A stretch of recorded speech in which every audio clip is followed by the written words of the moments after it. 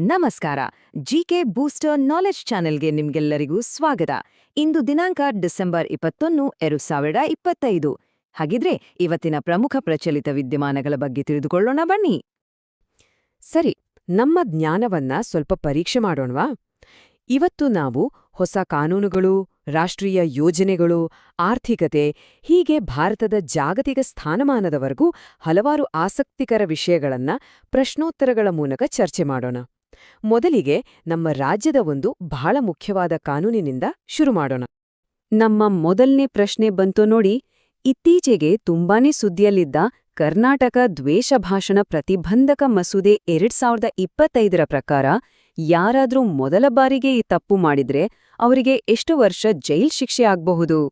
ಕೊಟ್ಟಿರೋ ಆಯ್ಕೆಗಳನ್ನ ನೋಡಿ ಸ್ವಲ್ಪ ಯೋಚನೆ ಮಾಡಿ ಯಾವುದು ಸರಿ ಉತ್ತರ ಇರಬಹುದು.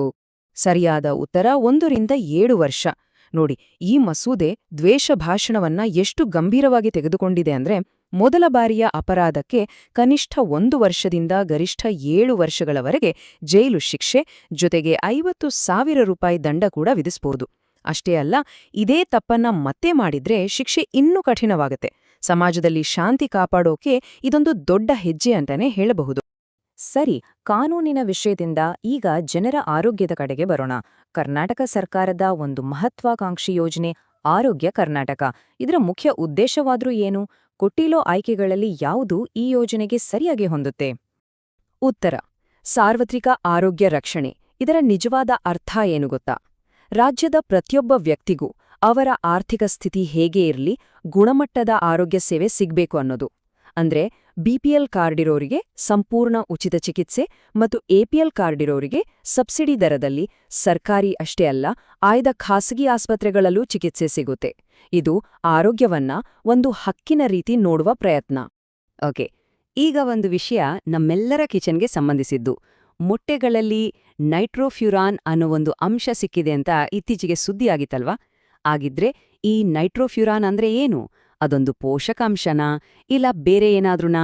ಉತ್ತರ ಏನಪ್ಪಾ ಅಂದ್ರೆ, ಇದೊಂದು ನಿಷೇಧಿತ ಆಂಟಿಬಯೋಟಿಕ್. ಹೌದು, ಕೋಳಿಗಳಿಗೆ ರೋಗ ಬರದಂತೆ ತಡೆಯೋಕೆ ಇದನ್ನ ಮೊದಲು ಬಳಸ್ತಿದ್ರು.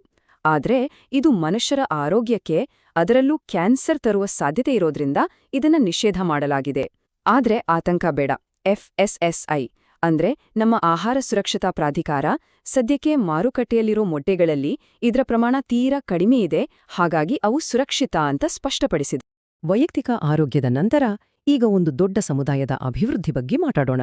ಕೇಂದ್ರ ಸರ್ಕಾರದ ಒಂದು ಮಹತ್ವದ ಯೋಜನೆ PM ಜನ್ಮನ್. ಈ ಯೋಜನೆಯ ಮುಖ್ಯ ಗುರಿ ಯಾವ ನಿರ್ದಿಷ್ಟ ಸಮುದಾಯದ ಜನರನ್ನ ಮೇಲೆತ್ತುವುದಾಗಿದೆ. ಈ ಯೋಜನೆ ನೇರವಾಗಿ ಗುರಿ ಮಾಡಿರೋದು ವಿಶೇಷವಾಗಿ ದುರ್ಬಲ ಬುಡಕಟ್ಟು ಗುಂಪುಗಳನ್ನ, ಅಂದ್ರೆ PVTGs ಅಂತ ಕರೀತೀವಿ.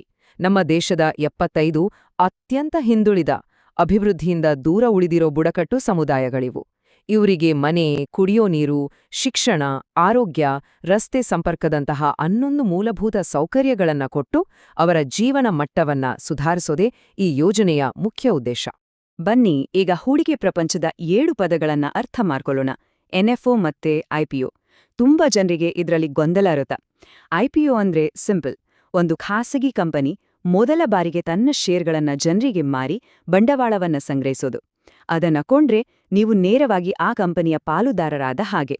ಆದ್ರೆ NFO ಅನ್ನೋದು ಒಂದು ಮ್ಯೂಚುವಲ್ ಫಂಡ್ ಕಂಪನಿ ಹೊಸ ಸ್ಕೀಮ್ ಶುರು ಮಾಡಿದಾಗ ಬಂಡವಾಳ ಸಂಗ್ರಹಿಸೋದು. ಇಲ್ಲಿ ನೀವು ಒಂದು ಕಂಪನಿಯ ಬದಲಿಗೆ ಹಲವು ಕಂಪನಿಗಳಲ್ಲಿ ಹೂಡಿಕೆ ಮಾಡೋ ಫಂಡನ್ನ ಭಾಗವಾಗ್ತೀರಿ. ದೇಶದೊಳಗಿನ ವಿಷಯಗಳನ್ನ ನೋಡಿ ಆಯ್ತು, ಈಗ ಜಾಗತಿಕ ವೇದಿಕೆ ಕಡೆಗೆ ಹೋಗೋಣ. ಬ್ರಿಕ್ಸ್ ಅಂದ್ರೆ ವಿಶ್ವದ ಪ್ರಮುಖ ರಾಷ್ಟ್ರಗಳ ಒಂದು ಗುಂಪು. ಇದರ ಮುಂದಿನ ಅಂದ್ರೆ 2026ರಲ್ಲಿ ನಡೆಯಲಿರುವ 18ನೇ ಶೃಂಗಸಭೆಯನ್ನ ಯಾವ ದೇಶ ಆಯೋಜಿಸಲಿದೆ? ಸರಿಯಾದ ಉತ್ತರ ನಮ್ಮ ಭಾರತ. ಹೌದು, 2026ರಲ್ಲಿ ಭಾರತ 18ನೇ ಬ್ರಿಕ್ಸ್ ಶೃಂಗಸಭೆಯ ಆತಿಥ್ಯ ವಹಿಸಲಿದೆ. ಬ್ರಿಕ್ಸ್ನ ಪಯಣ ನಿಜಕ್ಕೂ ಆಸಕ್ತಿದಾಯಕ. 2001ರಲ್ಲಿ ಕೇವಲ ಒಂದು ಆರ್ಥಿಕ ಪರಿಕಲ್ಪನೆಯಾಗಿ ಶುರುವಾಗಿ 2009ರಲ್ಲಿ 4 ದೇಶಗಳ ಗುಂಪಾಯಿತು. 2010ರಲ್ಲಿ ದಕ್ಷಿಣ ಆಫ್ರಿಕಾ ಸೇರಿ ಬ್ರಿಕ್ಸ್ ಆಯಿತು. ಮತ್ತೆ ಈಗ 2024ರಲ್ಲಿ ಇನ್ನೂ ಕೆಲವು ದೇಶಗಳು ಸೇರ್ಕೊಂಡು ಇದೊಂದು ದುರ್ಬಲ ಜಾಗತಿಕ ಶಕ್ತಿಯಾಗಿ ಬೆಳೆದು ನಿಂತಿದೆ.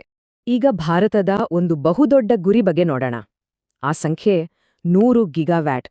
ಇದು 2047ರ ಹೊತ್ತಿಗೆ ಭಾರತ ಪರಮಾಣು ಶಕ್ತಿಯಿಂದ ಉತ್ಪಾದಿಸಲು ಹಾಕಿಕೊಂಡಿರೋ ಗುರಿ. ದೇಶದ ಇಂಧನ ಭದ್ರತೆ ಮತ್ತು ಪರಿಸರ ಸ್ನೇಹಿ ಇಂಧನದ ಕಡೆಗೆ ಇದೊಂದು ದೊಡ್ಡ ಜಿಗಿತಂತಾನೆ ಹೇಳಬಹುದು. ಈ ದೊಡ್ಡ ಗುರಿಯನ್ನ ಮುಟ್ಟೋಕೆ ಭಾರತದ ಹತ್ರ ಒಂದು 3 ಹಂತದ ಪ್ಲಾನ್ ಇದೆ. ನಾವು ಈಗ ಇರೋದು 2ನೇ ಹಂತದಲ್ಲಿ. ಇಲ್ಲಿ ಫಾಸ್ಟ್ ಬ್ರೀಡರ್ ರಿಯಾಕ್ಟರ್ಗಳನ್ನ ಬಳಸ್ತೀವಿ. ಇದರ ವಿಶೇಷತೆ ಕೇಳಿದ್ರೆ ನೀವು ಆಶ್ಚರ್ಯಪಡ್ತೀರಾ. ಇದು ತಾನು ಬಳಸೋ ಇಂಧನಕ್ಕಿಂತ ಹೆಚ್ಚು ಇಂಧನವನ್ನ ತಾನೇ ಉತ್ಪಾದಿಸುತ್ತೆ.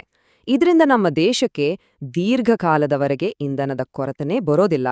ಸರಿ, ಇವತ್ ನಾವು ರಾಜ್ಯದ ಹೊಸ ಕಾನೂನಿನಿಂದ ಹಿಡಿದು ರಾಷ್ಟ್ರೀಯ ಯೋಜನೆಗಳು, ಪರಮಾಣು ಶಕ್ತಿ ಮತ್ತೆ ಜಾಗತಿಕ ಶೃಂಗಸಭೆಗಳವರೆಗೆ ಹಲವಾರು ವಿಷಯಗಳನ್ನ ನೋಡಿದ್ವಿ.